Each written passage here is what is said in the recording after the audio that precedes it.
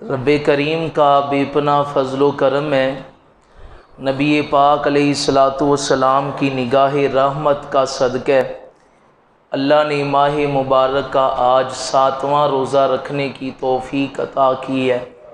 دعا ہے اللہ تعالی ہماری نیکیاں اپنی بارگاہ میں قبول فرمائے۔ آج کا موضوع بڑا اہم موضوع ہے، نماز کے پیچیدہ مسائل۔ دیکھیں، زکوٰۃ نا سال میں ایک دفعہ فرض ہے، روزہ سال بعد ہی ایک ہی مہینہ ہوتا ہے، حج صاحب نصاب پہ زندگی میں ایک دفعہ ہی فرض ہے۔ لیکن نماز ایسی چیز ہے، جب بندہ بالغ ہو جاتا ہے نا جی، تو دیہڑی 5 ٹائم پڑھنیاں فرض ہیں۔ تو اس کی اصلاح بڑی ضروری ہے کہ نماز کی اصلاح یہ بڑی ضروری ہے۔ میں چاہتا ہوں چلیں کوئی آج تھوڑا سا آپ کو شروع سے لے کے سلام تک تھوڑا سا نا ساری تفصیل بتا دی جائے۔ کئیوں کو تو بڑے سارے مسئلے پتہ ہوں گے، تو کئی ناشنا بھی ہوں گے، تو اس لیے ذرا میں چاہتا ہوں تفصیل کے ساتھ نا، اتنی بھی لمبی تفصیل نہیں کرنی، یعنی جتنی کو ہے۔ سب سے پہلے نماز کی 6 شرطیں ہیں۔ کتنی شرطیں ہیں جی؟ 6 شرطیں۔ آج ماشاءاللہ بولن دے عادت پی جائے گی، ہولی ہولی تو وہاں ہو جان دے۔ 6 شرطیں۔ پہلی تکبیر تحریمہ ہے۔ تکبیر تحریمہ کہاں تک ہاتھ اٹھانے چاہیے، ہاتھوں کی سمت کیا ہونی چاہیے، اس کا درست اور صحیح طریقہ یہ ہے، جو ابھی میں تازی حدیث پڑھ کے پہلے بھی پڑھی تھی، میں کیا پھر پڑھ لیے بھول نہ جائے، تو وہ یہی ہے کہ نبی پاک علیہ السلام کے نا ہاتھ کانوں کی لو کے برابر ہوتے تھے۔ ٹچ ہو جائیں پھر بھی بہتر ہے، لو کے برابر ہو جائیں پھر بھی بہتر، ٹھیک۔ اور ہاتھوں کا جو رخ ہے نا، یہ ایسے نہیں ہونا چاہیے، ایسے نہیں ہونا چاہیے، بالکل سیدھا، نہ زیادہ فاصلہ ہو نہ بالکل ملی ہوئی ہو، تھوڑا سا فاصلہ ہو، اور اللہ اکبر لفظ کہنا ہے۔ کئی بندے لفظ اللہ کو نا بڑا لمبا کرتے ہیں، بالخصوص ہمارے بزرگ حضرات لفظ اللہ کو اللہ اکبر، یہ غلط تلفظ ہے۔ یہ تلفظ سے نماز فاسد، نماز ہوتی نہیں، شروع ہی نہیں ہوتی۔ اس لیے یہ جو تکبیر ہے نا، یہ تکبیر فرض ہے۔ اس تکبیر کا اکثر نمازیوں کو مغالطہ کب لگتا ہے؟ جب امام صاحب چلے جائیں رکوع میں اور بندہ وضو کر کے آ رہا ہے تازہ، اب حکم یہ ہے 2 تکبیریں کو رکوع جو جانا ہے۔ اکثر بندے میں نے دیکھا ہے ایک ہی تکبیر کہتے ہیں اللہ اکبر سیدھا رکوع میں، تو یہ اس سے نماز ہی نہیں شروع ہوتی۔ اس نے تکبیر کون سی کہی؟ اگر اس نے نماز کے آغاز والی تکبیر کہی ہے پھر تو وہ نماز میں شامل ہو گیا، لیکن جو رکوع والی ہے وہ کس نے کہنی تھی، وہ چھوٹ گئی۔ اور اگر رکوع والی کہی ہے تو پھر نماز ہی نہیں شروع ہوئی، کیونکہ تکبیر تحریمہ جو پہلی تکبیر تھی وہ تو کہی نہیں۔ تو 2 تکبیریں کہنا ضروری۔ تکبیر کے بعد دوسرا کام آتا ہے ثنا کا۔ ثنا فرض بھی نہیں، واجب بھی نہیں، ثنا مستحب ہے۔ ثنا کیا ہے؟ مستحب ہے۔ مستحب اسے کہتے ہیں کرو گے ثواب ہے، نہ کرو گے تو اس پہ گناہ نہیں، نماز میں کوئی فرق نہیں پڑتا، لیکن پڑھنی چاہیے۔ اللہ اکبر کہہ کے آپ نے ہاتھ باندھنے ہیں کہاں پہ؟ ناف کے نیچے۔ کہاں؟ ناف کے نیچے۔ میں چونکہ میرا تعلق علماء کی فیلڈ سے ہے، میں جب دوسری دفعہ عمرہ کرنے گیا تھا نا، یہ نیا کرونا آیا تھا، تو میں نے دونوں مکے کی بھی جو حرم کے اندر لائبریری ہے، عائشہ باب فہد سے جائیں نا تو 7 ہی سیڑھیاں جاتی اوپر، تو وہاں پہ بہت بڑی لائبریری، بہت بڑی، وہ ساری میں نے وزٹ کی۔ مدینے کے اندر بھی بہت بڑی لائبریری، پھر ہمارا تعلق علماء کی فیلڈ سے، اس لیے کتابیں ہمیں ضرورت ہوتی ہے، یہ ہمارا زیور ہے، اس کے بغیر گزارا نہیں۔ اور میں واہ بیگ بھر کے نا کتاباں، جویں اتنے سنی لنگر وانٹتے ہیں نا، سعودی کتاباں وانٹتے ہیں، ہر نماز کے بعد کتابیں بڑی بانٹتے ہیں۔ تو اگرچہ ان کا مقصود اللہ ہی بہتر جانتا کیا ہے، لیکن وہ میں بیگ بھر کے کتابیں لایا، ایئرپورٹ تے آ کے وزن ود گیا، وہ ساریاں ہی کھڈنیاں پئیاں، ایک رہ گئی، اور جو ایک تھی وہ بڑی کام کی مل گئی۔ ایک یا دو کتابیں تھی، ایک عربی کی ایک اردو کی۔ جو اردو کی کتاب تھی نا، وہ تھی نماز کا طریقہ۔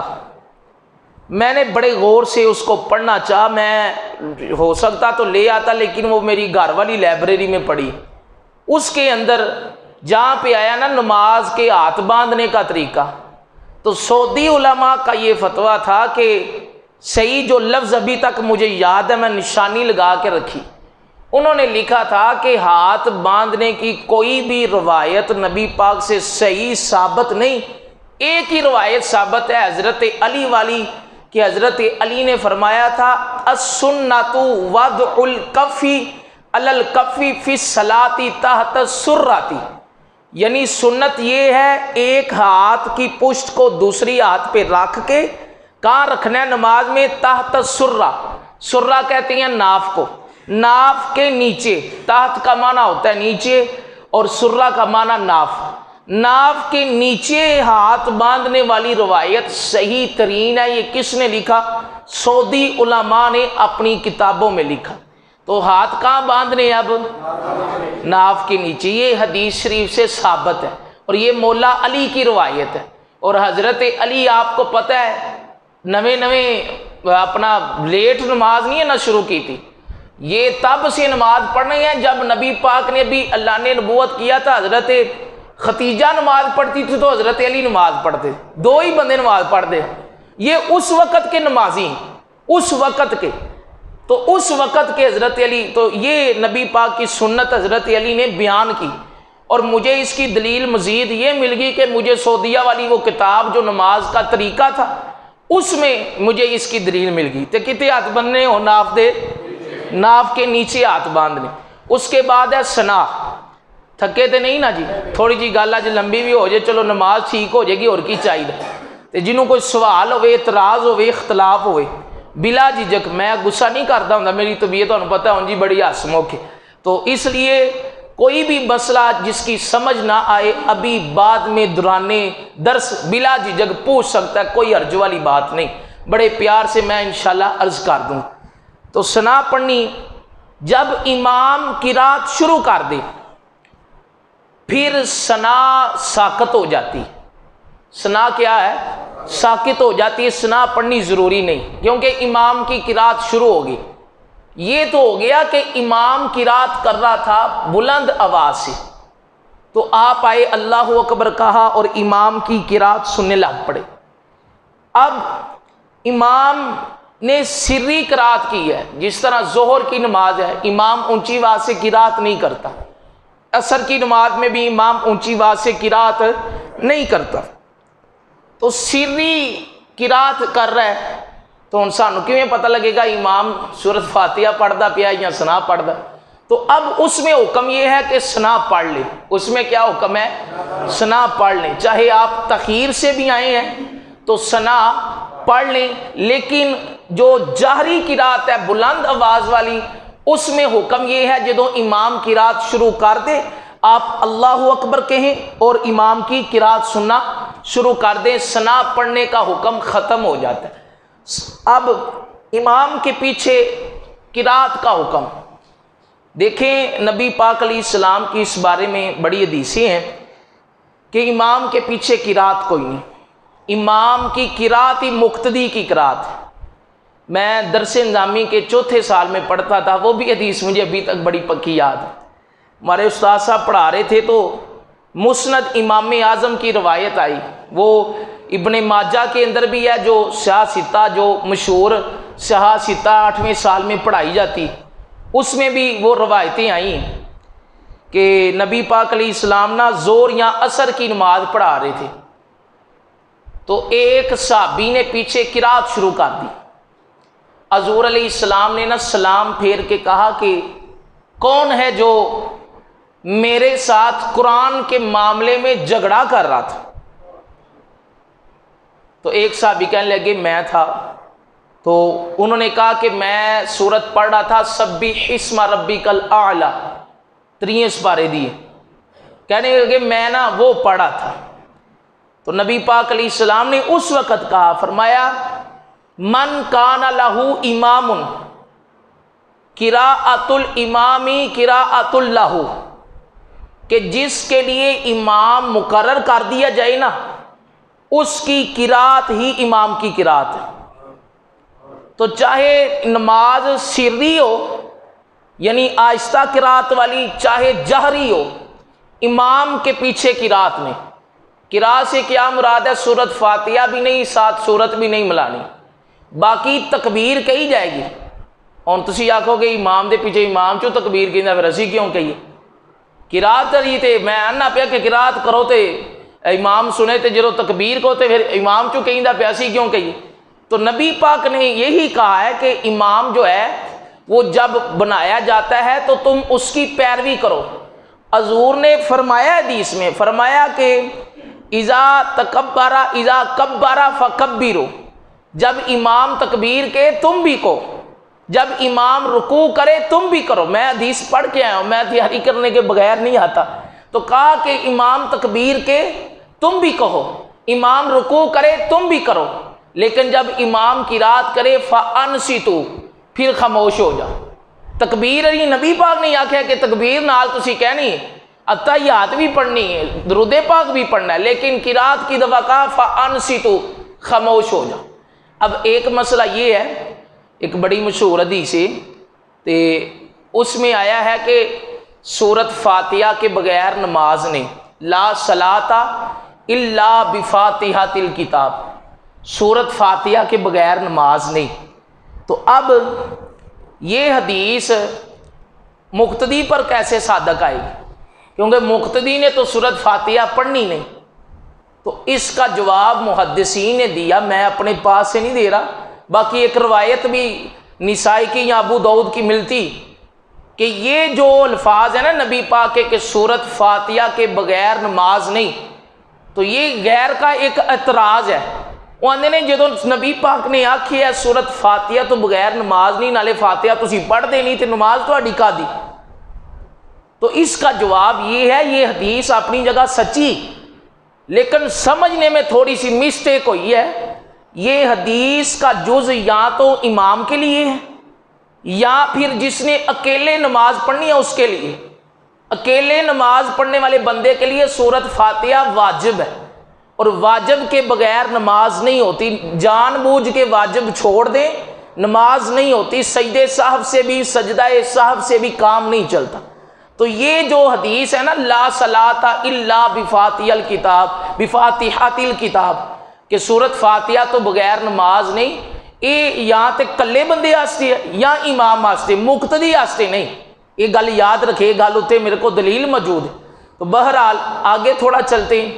اس کے بعد امام کے پیچھے قرات کوئی نہیں کرنی، چپ رہنا ہے۔ ساڈے سنی بھی لگے ہوندے نے الحمدللہ، پیچھے آواز ٹھیک ٹھاک آندی، میں آگے قرات کر رہا ہوں پیچھے قرات کر رہا ہوں، ایسے نہیں ہونا چاہیے۔ اس کے بعد رکوع ہے۔ رکوع کا ادنا درجہ یہ ہے کہ کم از کم آپ کے ہاتھ گھٹنوں تک پہنچے۔ کامل درجہ یہ ہے کہ اتنا جھکیں کہ آپ کی کمر بالکل سیدھی ہو جائے، یہ کامل درجہ ہے۔ اس کے بعد سجدہ ہے۔ سجدے میں کیا ہوتا ہے؟ کئی بندے انج کو نہیں لاندے نے تھلے ہی، کئی جڑے نے نا وہ متھا لاندے نے اگے جا کے، یہ ناک کی ہڈی نہیں لگاتے، تو کئی پیچھے سے پاؤں ہی اٹھا کے رکھتے ہیں۔ تو ان 3-4 طریقوں میں سجدہ کوئی نہیں ہوتا۔ سجدہ ہے نماز میں فرض، سجدہ کیا ہے؟ نماز میں فرض ہے۔ تو سجدہ فرض ہے، اس میں کمی بیشی یہ جائز نہیں۔ سجدہ کرنا ہے مرد کا سجدہ، عورت دی نماز تے مرد دی نماز فرق جی۔ مرد کی نماز میں نبی پاک کی پیروی، عورت کی نماز میں اماں عائشہ کی پیروی۔ تو اس لیے مرد کے سجدے کا طریقہ یہ ہے کہ یہ جو رانے ہیں جنہوں اسی پٹ کہنے ہیں، یہ پنیوں سے جدا ہونے چاہیے، پنڈلیوں سے۔ یہ جو بازو ہیں یہ پیٹ سے نہیں لگنے چاہیے، جدا ہونی چاہیے۔ اور یہ زمین سے بھی نہیں لگنی چاہیے. کیوں؟ نبی پاک علیہ السلام نے فرمایا کہ اللہ نے مجھے حکم دیا ہے امرت ان اسجد علی سبعۃ اعظم، اللہ نے مجھے حکم دیا میں 7 ہڈیوں پہ سجدہ کروں. کتنی ہڈیوں پہ؟ 7. ہن گن دے جائے جے 7 کیویں نے.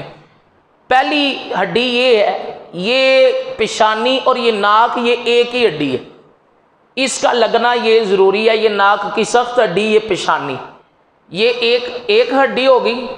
دوسرا یہ ہاتھ دونوں، 1 اور 2 کتنا ہو گیا؟ 3. اس کے بعد گھٹنے گوڈے، یہ 5 ہوگی اور 2 پاؤں ہو گئے، کتنے ہو گئے؟ 7. اس حدیث کے اندر ہی ہے، اس حدیث کے اندر ہی جو مسئلہ ہے بڑا دقیق مسئلہ ہے، کیونکہ نماز اسی سارا سال پڑھنی ہے، اس لیے میں نہ ذرا توجہ کر کے سنیا جی.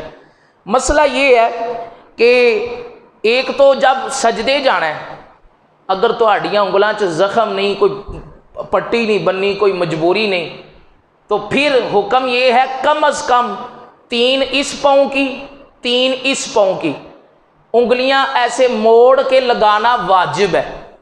5ویں لگیاں یا نا 2 ادھر دیاں تے 3 ادھر دیاں، پھر بھی سجدہ صاحب لازم ہو جاتا ہے. واجب میں ایک لگنا انگلی فرض ہے، ایک انگلی لگنا فرض ہے، لیکن 3 دونوں کی لگنا یہ واجب ہے.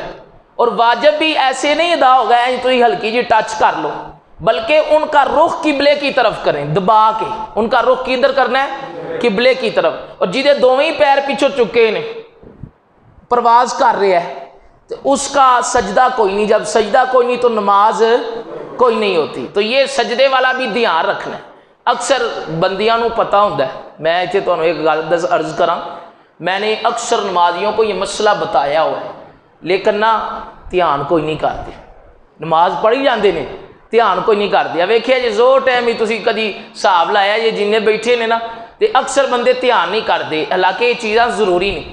بندہ اتنا ٹائم ہی بھن کے آئے تے نماز ہی نہ ہوئے، تے اس لیے 3 انگلیاں لگنا ایک ہی یہ فرض ہے، یہ واجب ہے. ایک فرض ہے، 3 کیا ہے؟ واجب ہے. اس کے بعد نبی پاک علیہ السلام نے اسی حدیث میں کہا کہ اللہ نے مجھے حکم دیا ہے 7 ہڈیوں پہ سجدہ کروں اور 7 اپنے کپڑوں کو نہ موڑو. بندے کی نے جدو نماز پڑھن واسطے آندے نے، ادھروں انج ولیٹ لین دے، ادھروں انج ولیٹ لین دے. یہ درست عمل نہیں، یہ درست عمل بڑی ذمہ داری سے کہہ رہا ہوں. کپڑا فولڈ کرنا یہ نماز میں درست نہیں. نماز مکروہ تحریمی ہو جاتی. نماز کیا ہو جاتی؟ مکروہ تحریمی. جڑے گٹے ننگے رکھنے نے نا، گٹے ننگے رکھنے، یہ نماز کی سنت نہیں، یہ مطلقاً سنت ہے، 24 گھنٹے والی سنت ہے. گٹے ننگے رکھنا یہ خالی نماز میں سنت نہیں ہے، یہ 24 گھنٹے والی سنت ہے. اب یہ مسئلہ کوئی نہیں ہے کہ گٹے ننگے نہ آئے تو تہاڈی نماز نہیں ہونی، ایسا مسئلہ کوئی نہیں. جو گھٹنے اپنا ٹہنے ننگے رکھنے کا حکم ہے نا جی، وہ اس لیے ہے کہ بندے کے نا ٹہنوں سے نیچے کپڑا آ جائے تو تھوڑی جی تکبرانہ چال ہو جاتی. تو اللہ کے رسول نے منع کیا، تکبر کی وجہ سے نہ ہو، عادت نہ ہو تو پھر جائز ہے، اس میں کوئی مسئلہ نہیں. لیکن اب حال کیا ہے؟ نماز بھی پڑھنی ہے، ٹہنے بھی ننگے رکھنے نے. مینوں یہ 6 مہینے ہو گئے نا آئے نو، میں جب بھی اپنی شلوار اوپر کرتا ہوں تو میں ادھر سے پکڑ کے اوپر کرتا ہوں، ادھر سے پکڑ کے ہی شلوار اوپر کرنی ہے، ایسے فولڈ کرنے کی ادھر سے اجازت نہیں. اور پینٹ والا بھی مسئلہ اسی طرح ہے کہ جنہیں پینٹ پائی ہے تھلوں نہیں موڑ لینی، اس سے نماز مکروہ تحریمی واجب الاعادہ ہوتی. اس پہ فتویٰ بھی، کیونکہ نبی پاک علیہ السلام کی واضح حدیث ہے، حضور نے فرمایا ولا اقف ثوبا، اللہ نے مینوں آرڈر کیتا ہے کہ میں نماز کپڑیاں نو فولڈ نہ کرا. تو کپڑے موڑنے نہیں، گٹے بھی ننگے کرنے نے تے موڑنے بھی نہیں. تو اس لیے شلوار ادھر سے پکڑ کے ایسے کرنی، ایسے ایسے موڑ کے، یہ درست عمل نہیں ہے. یہ نہیں کہ گٹے نہیں ننگے کرنے ہیں نے، سنت اتے عمل ہوئے گا. اگر بندے دی پینٹ وڈی ہے یا شلوار ہی ایڈی وڈی ہوتے کریے تو گٹے پھر نہیں ننگے ہوندے، اب اس کی مجبوری ہے، وہ اسی طرح نماز پڑھ لے. میں پچھلی مسجد مسئلہ بیان کیتا، اتنے واہ بابے دھوتیاں پا کے آندے ہیں، وہ سارے میرے دوالے ہو گئے. وہ आंदे जी असी तो धोती फोल्ड करके पाने तो साढ़े वास्ते की। तो देखें जो धोती होती है ना जी, वो बंद ही इसी तरह जाती है फोल्ड करके। उसका हुक्म ही, मैंने मुफ्ती साहब से फिर रुजू भी किया था इस मसले पे, उसका हुक्म ही इस तरह है कि उसको बांधने का जो तरीका है ना जी, वो कपड़ा फोल्ड करके ही होती, कपड़ा फोल्ड करके ही होती, इसलिए उसका हुक्म और है। ये जो आम हम शलवार कमीज पहनते, पैंट शर्ट पहनते हैं, तो यहां से कपड़ा नहीं फोल्ड करना, बल्कि ऐसे पकड़ के ऊपर कर लेना। मोड़ने का हुक्म नहीं, चाहे अंदर नू मोड़ो या बाहर नू मोड़ो, गल इको ही, पकड़ के ऊपर कर ले। पैंट है उसे भी इधर से पकड़ के ऊपर कर, नीचे से नहीं फोल्ड, नीचे से ना अंदर से फोल्ड करनी है ना बाहर से फोल्ड करनी, ये दुरुस्त अमल नहीं है। बाकी उसके बाद एक मसला वो ये है कि जो तीसरी रकत है, पहलियां 2 रकता ना, उनमें किरात वाजिब है, किरात वाजिब है। सूरत भी मिलानी है, साथ सूरत फातिहा के साथ सूरत भी मिलानी। और तीसरी और चौथी रकत जो फ़र्ज़ों की है, तीसरी और चौथी रकत जो फ़र्ज़ों की होती है, उसमें खाली सूरत फातिहा पढ़नी, सूरत मिलाना ये ज़रूरी नहीं। फ़र्ज़ों के अलावा सुनता पढ़निया ने, भावें मोकदा ने भावें गैर मोकदा ने, उनमें हर रकत में सूरत फातिहा पढ़नी, साथ सूरत मिलाना ये ज़रूरी। सिर्फ फर्जा की तीजी ते चौथी रकत सिर्फ सूरत फातिहा ही पढ़नी है, सूरत मिलान की आदत नहीं। अगर मिल जाए, आदत बनी होंगी कई बंदे की, पढ़ छड़ दें, फिर भी कोई मसला नहीं, ना सजदा साहब वाजिब है और ना ही उसकी नमाज में कोई फ़र्क पड़ेगा। उसके बाद एक मसला ये भी है कि सुन्नते मोकदा गैर मोकदा, ये भी मैनू 2-3 नमाजियां ने कह छड़िया कि ਇਹਦਾ भी फ़र्क बयान करो। तो इस दोनों का फ़र्क यही है कि सुन्नत मोकदा उसे कहते हैं जो नबी पाक ने लगातार की, इस्तमरार के साथ दवाम इख्तियार किया, उसमें नागा नहीं डाला, वो सुन्नत मोकदा। और जिसको नबी पाक अलैहिस्सलाम ने कभी अदा फरमाया कभी नहीं फरमाया, वो गैर मोकदा। ये सादी सी तारीफ़, और भी तारीफ़ें हैं। तो अब सुन्नत मोकदा का हुक्म ये है कि जिस तरह आम सुन्नतें पढ़ते हैं कि हर रकत में सूरत फातिहा साथ सूरत सना से शुरू करके, तो तीसरी रकत में सना कोई नहीं। गैर मोकदा में ये है कि तुसी 2 रकतां पढ़ लिया ने ना, तो यौम यकूमुल हिसाब तक पढ़ के फिर खलो जाना है, गैर मोकदा। फिर सुबहानक अल्लाहुम्मा से शुरू करना है और फिर आखिर तक रब्बी जालनी मुकीम असला ये पूरा पढ़ के अपना सलाम फेर देना। तो गैर मोकदा और मोकदा। अब मसला ये है कि बंदे कहन यार भलेखा लग जाए हुण की करिए, ऐ ते तरीका है ना जी, भलेखा लग जाए फिर भी सुनता हो जांदियां, ये याद रखिया जी। भलेखा लग जाए कोई गैर मोकदा नूं मोकदा दी तर्ज उते पढ़ लेना, फिर भी सुनता हो जांदी, यार च कोई मसले वाली गल नहीं। एक होर मसला बड़ा अहम है, थके तो नहीं जी, अज जरा तुहाडी मेहरबानी बह जाओ। वेखो ना हौली हौली उंज ही सिपाही जिहड़े टुटदे जांदे ने, साडे पक्के फौजी रह जांदे ने, बाकी दुनिया दौड़ जांदी। जी जी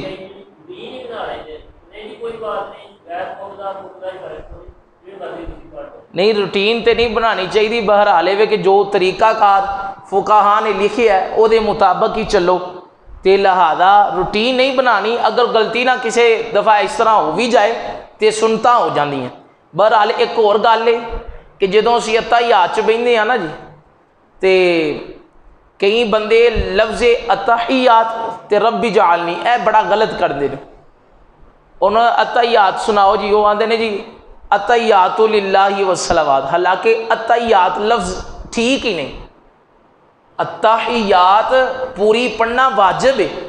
अगर एक लफ्ज़ भी तुहाडे को अत्ताहियात दा छुट गया ना, नमाज कोई नहीं होनी तुहाडी। अगर कसदन छड्डिया तो फिर तो नमाज दुहरानी पैनी, तो जे भुल के छड़ छड़िया तो फिर तुहानू सजदा साहब करना पैना। तो लफ्ज़ है अत्ताहियातु, अक्सर नमाजी पढ़ते ने अत्ताहियातु। तो एक दफ़ा कहो अत्ताहियातु, हाँ हा भी विच है वे, हा जड़ा चाह पी के नहीं हा करी दी, ये ओली हा है अत्ताहियातु। एक ए लफ्ज़ ते एक रब्बी जालनी। बंदे आंदे ने रब्बी जालनी, जालनी वखरा पढ़ते ने ते रब्बी वखरा, हालांकि इकट्ठे लफ्ज़ ने। رب اجعلنی کی لفظ ہے رب اجعلنی، با نو جیم دے نال ملانا ہے، جیم وکھری نہیں۔ اے دو لفظاں ہوتے اکثر نمازیاں دی جڑی یہ مسٹیک رہندی، اس کو بھی آپ نے درست کرنا ہے۔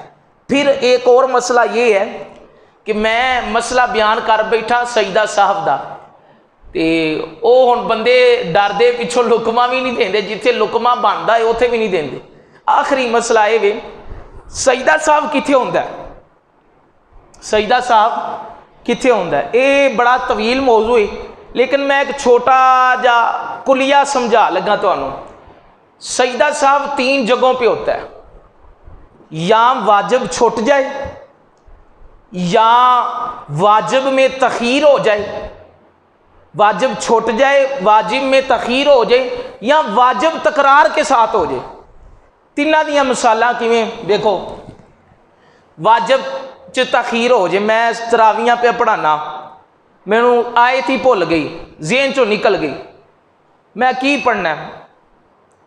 اب حکم یہ ہے کہ بالترتیب قرات جاری رکھے، واجب ہے، وچ ناغا نہیں پانا، وقفہ نہیں پانا۔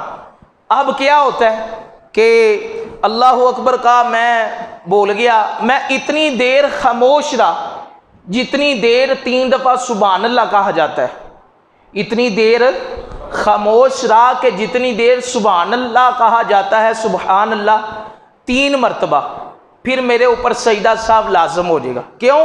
کیونکہ میں نے واجب میں تخیر اتنی کر دی، تو واجب میں تخیر ہو جائے پھر بھی کیا ہے، سجدہ صاحب لازم ہو جاتا ہے۔ تو اس لیے یہ تو تخیر والی مثال ہوگی، اور واجب چھوٹ جائے، مثال کے طور پہ اتحیات پڑھ رہے تھے تو اتحیات کا لفظ کہیں چھوٹ گئے، تو انہوں اگے جا کے یاد آیا، ربی جعلنی چ جا کے یاد آیا وہی لفظ چھوٹ گئے نہیں، ہون کی کریے؟ تو اب 2 حکم ہے اس کے لیے۔ ایک حکم یہ ہے کہ واپس آ جائے، واپس آ کے دوبارہ اتحیات پڑھے، درود ابراہیمی پڑھے، پھر ربی جعلنی پڑھے، پھر اپنا اتحیات پڑھ کے سجدہ صاحب کرے۔ دہرا رہا ہوں مسئلہ مسٹیک نہ ہو جائے، اتحیات پڑھ کے ایک طرف سلام پھیرے، سجدہ صاحب کرے، اس کے بعد پھر دوبارہ اتحیات سے یوم یقوم الحساب تک پڑھے۔ ہن کئی بندے نے وہ یعنی مثال دے طور تے اتحیات پڑھتے پے ہن، ادھا کو درود پڑھیا ذہن چ ہے یار پیچھوں میں بھول گیا، وہ واپس ٹر جاندہ ہے۔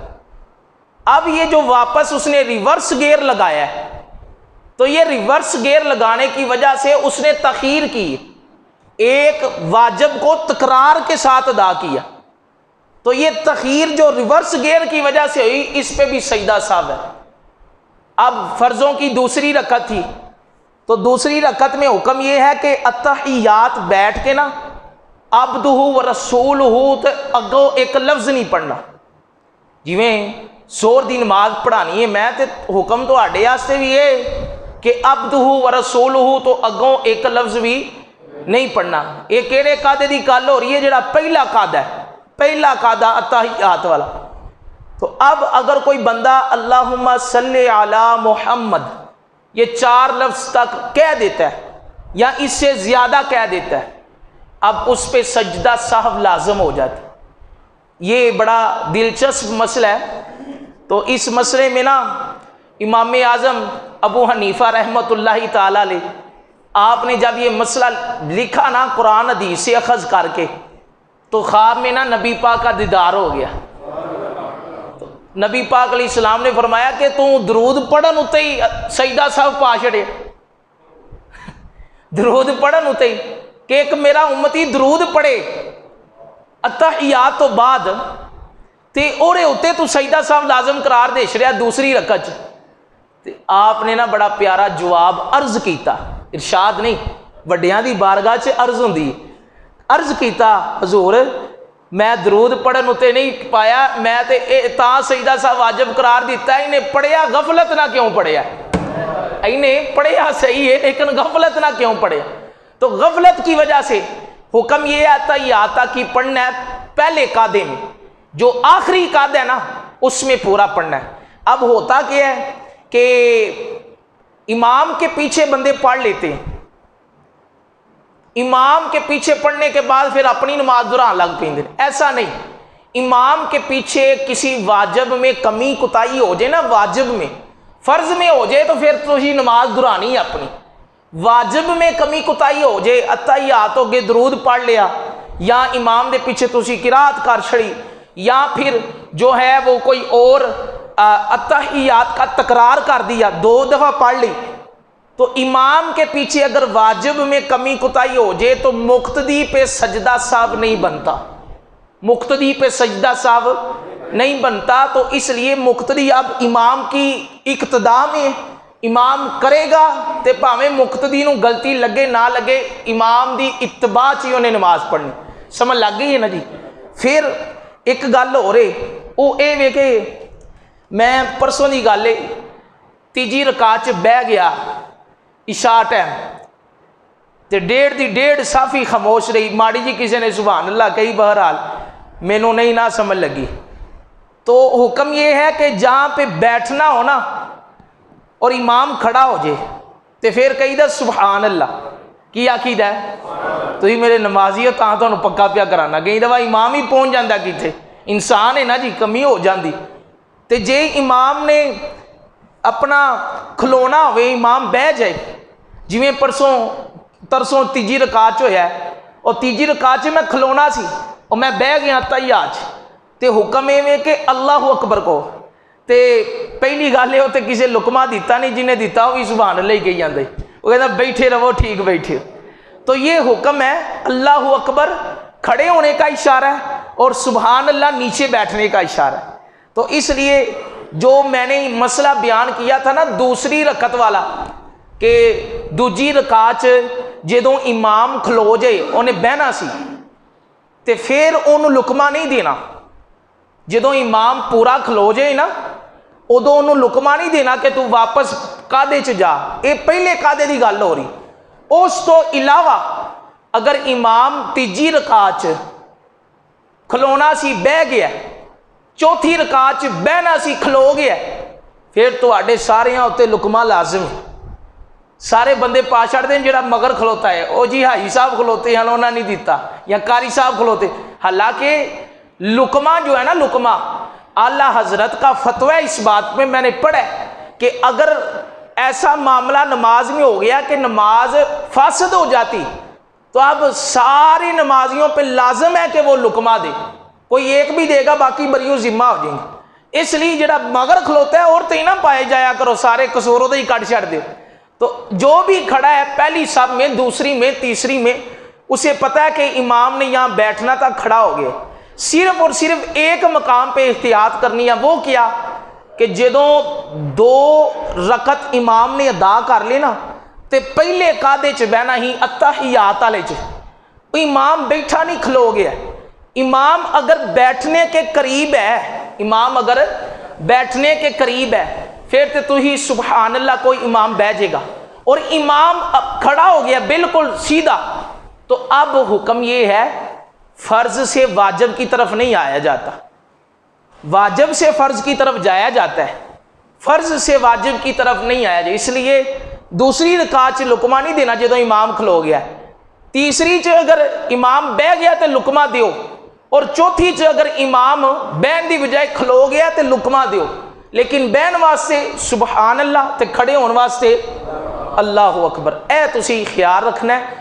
باقی جڑی نماز ہے وہ دی بڑے سارے دقیق مسئلے نے، میں ایک جگہ بیان کیتا نماز دا، مینوں اے دے چھڑیا نماز دا موضوع، اتھے ممتاز کلونی محفل ہوندی سی ہفتہ وار، انہاں کہی تسی نماز دے مسئلے بیان کرن، میں جیوں بیان کرن لگا کوئی 50-60 مسئلے میں بیان کیتے تھے، تھوڑے دن لنگے تے ایک بابا اور چ بیٹھا ہی پتہ نہیں کتوں ساڈے محلے دا آیا، وہ مینوں مل پیا، انہیں کہا قاری صاحب جویں تسی مسئلے بیان کیتے نے نا انج نماز ہی کوئی نہیں پڑھ سکدا، ایڈے مسئلے کدی یہی سنے ہی نہیں۔ میں کہا تسی سنے نہیں، تانوں سنائے بھی نہیں، تسی پوچھے بھی نہیں، تسی بھی اللہ لوگ ہی لوگ، تو اس لیے مسئلے بیان ہوتے نہیں، ہمارے ممبروں میں راب سے فقہ کے مسئلے بہت کم بیان ہوتے ہیں، جس کی وجہ سے عوام جاہل کی جاہل رہ جاتی۔ ہمارے یہاں سے واقعات سنائے جاتے ہیں، حلیمہ کے واقعات، دائی حلیمہ کے، کبھی حضور کے چاند توڑنے کے واقعات، یہ فقہ کے مسئلے نہیں بیان کیے جاتے۔ اس لیے جب کم بیان ہوتے ہیں پھر بندے آتے نہیں یار نویاں گلاں شروع کر لی، نویاں نہیں یہ پرانی ہی نہیں، اور کتاباں اندر لکھیاں نے، لیکن یہ ہے کہ بیان نہیں ہوتی۔ اس لیے نماز کو درست کریں، نماز کے واجبات سیکھیں، اور جس کو دعائے قنوت نہیں آتی وہ دعائے قنوت سیکھے۔ کئیاں نو نہیں آتی خاموش ہی رہندے نے، حالانکہ ایسا نہیں، دعائے قنوت کسی کو نہیں نہ آتی اس کی جگہ حکم یہ ہے کوئی اور دعا پڑھ لے۔ وہ کون سی؟